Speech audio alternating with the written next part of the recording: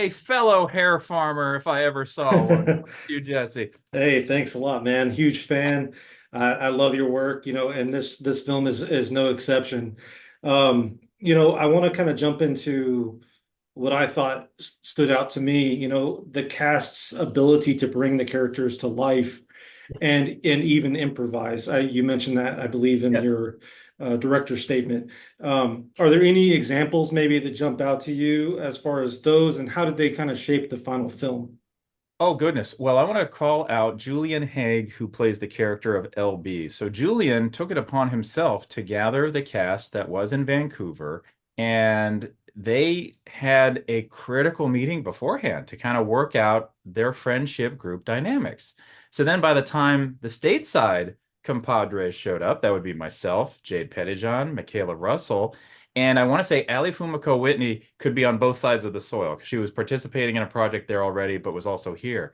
There was that dynamic of this awesome friend group already. So Jade plays the character of Sarah. She's outside of that circle. She's looking at this group of friends and they're like, come on in. But she realizes that, yeah, this group of friends might be frenemies, might be suspects. And hey, they might see me as food. It's like, I'm not your nutrition, man. Like I am my own, I've got teeth, right? I've got my own soul here. So that critical moment was the ability for us to explore and play. So the great screenplay by Josh Sims and Jessica Sarah Flom laid the groundwork. I already felt like I was eavesdropping on people I could recognize from my own life. But then another critical decision was made, and that was by Kirk Shaw and Stephanie Rennie, our producers. And that was to shoot in order. So once you have that, now this group of friends, played beautifully by Cardi Wong, Justin Derrickson, Jennifer Enns, the aforementioned Julian Haig, the great Jack Doe Smith, Ali Fumiko Whitney, they were then, we could find the layers because we had the acreage of a murder mystery plot. When Yeah. you have a murder mystery, you have more time to spend with these characters. So you need that time. And as a side effect, you get to know them. So what if everybody has a sense of humor. Everybody has a sense of drama. Everybody has a breaking point. And everybody probably has a switch. So that means we needed some time to suspect them. We needed some time to care for them. And maybe in a surprise, somebody we met as a sheet of ice really had something more going on underneath that was quite identifiable. And I mean by directly that Jennifer Enns playing Mona, who I went to high school with Mona. I know who Mona is. I know who Mona is. And it was exciting to see that character develop and have go from somebody you're like, oh, that's asking for it, to rooting for Yeah. meant a ton. Whereas Jade comes in and is very much like a camera to their outside world. All these people offering their ideal selves to that black window to nowhere in their pocket, their phone. Didn't realize they were also being observed by somebody who isn't really quite part of that world, doesn't really need that. And it's like, wow. And all the while, someone even more predatory is taking advantage of our new layer of voyeurism. Voyeurism used to be something that had to hide behind the tree line, wait until your camping tent became a silhouette of your life. Not anymore. They're invited into your pocket. Follow me. Here's where I am. Here's my pin. Here's my friends. And I've turned my back to the rest of the world where you can sneak up and take me. Yeah, you mentioned the theme of voyeurism and social media, definitely important, and it's becoming like a more prevalent theme. And yeah, this one kind of takes it on full force. And why do you think it's so relevant for today's audience? Well, it's a new coat of paint on something that's been there. So we lean into tropes and expectations. And I have an absolute plea to anyone watching this who we can ask to spend some time and watch our movie. Hey, please watch the trailer first, the Red Band trailer, because that is the tone. I want to have people going in knowing what you now know. You know our secret. You know that it's a blend of many tones and it does get to the horror. Yes, there's a twist you won't see coming. And even if you see one coming, you're not going to see the other three. And my goodness, when we hit all pistons, courtesy of this electric cast, you'll see that there's a heart. You'll see that there's a big surprise there as well. And in doing so, please stay through the credits because this doesn't stop entertaining and twisting. It's got more twists than a stick of licorice. We don't stop till the last image flickers. So even if come visit us in a theater, we're going to turn that silver screen red. But if you are watching on demand, and it goes to that little square in your right hand corner. Click it again. We have more movie. We have more torque. It's not just throwaway shoe leather footage. It's content. It Yeah. is vital stuff. And all of this is provided by, I want to do a special shout out. I had a couple of ringers in that cast. And that cast included Peter Giles, who I worked with gratefully on Pilgrim. And he came in and he plays an agent that represents these influencers. So he's a bridging entity from kind of our generation to these folks, and not only understands the concept of voyeurism, but wants to be its accelerant. Like, okay, you've got people looking at you, but hey, if you get stabbed, don't post about it. Victims are so played out. Instead, da da da da. I'm not about victims. I'm about survivors. Like, wouldn't that be great? Like, blah, blah, blah. What if you do? Like, this is a guy willing to turn tragedy into tickets. You know what I mean? Like he's Yeah. just, and I thought that is a why. Why tell the story? Why get into this?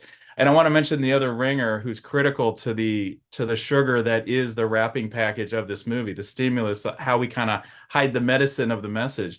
Michaela Russell. Michaela Russell not acted in the film and did so beautifully, but behind the scenes produced all 33 of our original needle drops with her wide array of connects in South Africa.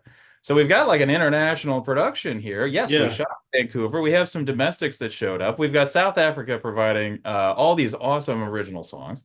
And that let us sound like tomorrow, because there is something that also happens in these movies where you'll have a great song, but maybe another movie's already used it. Maybe another movie already owns that beat per minute. Well, we wanted to sound like tomorrow, and we wanted to sound unique to this friend group because for all the tropes, for all the things that are familiar, which we wanted to embrace. I know you've seen the scare B&B story.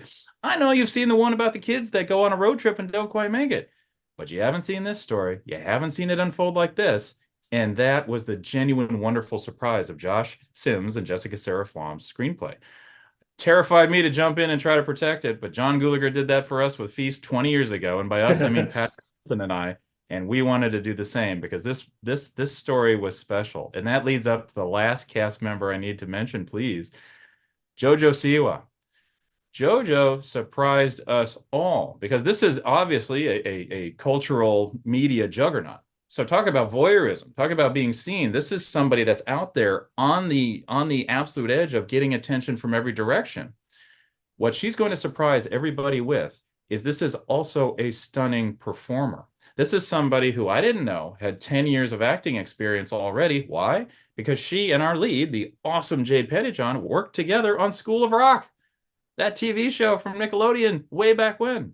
So to see these two pros resume a rhythm and a friendship and a dynamic was a catalyst for that heart I mentioned before. Now, all of a sudden, we had access to every genre. This was not only a horror movie. We were making every genre every day, but the impact of it really landing with these performances, with these people you could connect to, well, that got horrifying when you saw them getting ripped away by Yeah. someone on the side of that black glass to nowhere who just wants to harm, not charm. Yeah, I couldn't agree more. I thought they were, huge assets to the cast. I didn't really know what to expect going into this, but yeah, definitely charmed me, kept me entertained throughout. Amazing choices all the way through. To wrap up, I want to talk a little bit about Patrick Melton. Yes. Impressive slate of projects coming up as well. This one he was a producer on, but you got the Saw animated take on Frankenstein. How do you the collection or the collected, right? That's coming out as well. The collector's coming back. So Yeah. will it be called the collected? I don't know because we had to jump into that one. The only reason I'm here looking good today is because Patrick Melton is great. Like that, Yes. there's Yes. a marvelous partnership and friendship I'm so grateful for. And I can't believe that the buddy I used to imagine with over a light beer way back when in Iowa City is now this awesome father with these three kids and whatnot. And we're going back to what scared us in the dark of the Midwest and bringing it. And that is the collector now freed and ready to come back. So will it be called the collected again? Tell you a quick aside. So wanted to feel like we were making a different movie in the same universe every time. So the first one was The Collector, then we had The Collection. Well, here's the thing when you call your movie The Collection, and you're trying to call people or to hire them or whatnot, but your production office comes up on their phone collection. They don't answer because they think you're the IRS. So like you gotta be like, dude, I'm trying to reach you, man. It's like, well, I'm not. Oh, got it. So we have to be careful with what we call it because we want to like rope in everybody who may have forgotten that the collector even existed in 2009 and be like, wait a minute, we may have earned the time to call it the collector again, and then still bring you the very best entry. Otherwise, we wouldn't have fought this long and hung in there this long to do so. It's got to be the best, or it can stay away with the rest. Well, how do you balance like all of these projects? You have your hand, you and Patrick both have your hand in so much, and then like not only are you delivering the work, but it's quality content. You can't really say that about as many people that do churn out as much good stuff as you guys do. Um, this reminds me of a quote I saw written on a gym wall in Grand Rapids, Minnesota, the Spartan Gym. Don't hope for it more than you work for it. So there's two of us, and we try to do the job of four. In order to complete the rewrites on Feast way back when, we had something like 21 significant rewrites to hit the budget within 6 weeks. So we'd split the day in two. I'd get up at 7 p.m. and work to 7 a.m. Patrick would work from 7 a.m. to 7 p.m. And that's how we turned around all those pages to get it there. And it hasn't changed that much. In fact, like, and anymore in the ever evolving industry, you gotta hunt with a shotgun, not a rifle. So during the pandemic, it was exciting to explore new things. It was also vital to explore new things. So that's Chris Grimley's Frankenstein is something that has taken years to percolate with the awesome team that's behind it. The Collector, we've been waiting 5 years for Yeah. that. With the things we're working on now, there's one that we've been on it 2 years, another one's been 20 months. So sometimes things that appear to be like one after another really have been careful steps along the way. And so the miracles like Saw 11 was actually quite quick. That was here's a concept, here's a window, let's go, and a recollaboration with Kevin Greuter. And Kevin, I wouldn't be here if it wasn't for Kevin. Kevin was the original director on All My Friends Are Dead. And when Saw 10's obligations came along, All My Friends Are Dead was still coming together as a production. And in that vacancy, I'm grateful he nominated me. My name was in a hat. I read the screenplay, pitched myself passionately, and that's why I'm so fortunate to be here today with you. Well, awesome, man. Thank you so much for your time, Marcus. At CineDump, we let the doers know how they're doing, and you are doing just fine. I'll keep watching for your next stuff. And yeah, this has been a pleasure. Thank you so much. Thank you. August 2nd, come visit us in theaters. We're turning the silver screen red with hashtag AmFed. All My Friends Are Dead. And stay after the credits. And stay in the credits, please. Thank you so much. This was great. All That right. was awesome. Yeah, I loved it. I love Jada, the Killer Clowns. I kid you not. We were also working on trying to see what the reboot, remake, or sequel rights were going on with Killer Clowns, and I think the Kyotos are onto something, oh uh, yeah. which would be so great. That's such a cool world. The video game's awesome too. Yeah, I love it. I've loved it since I was a kid. Mhm. But yeah. Well, enjoy the rest of your day, man. I'm out of here. Take care. And thanks Take again. care. Keep pushing. Thank you. Thank you for your time.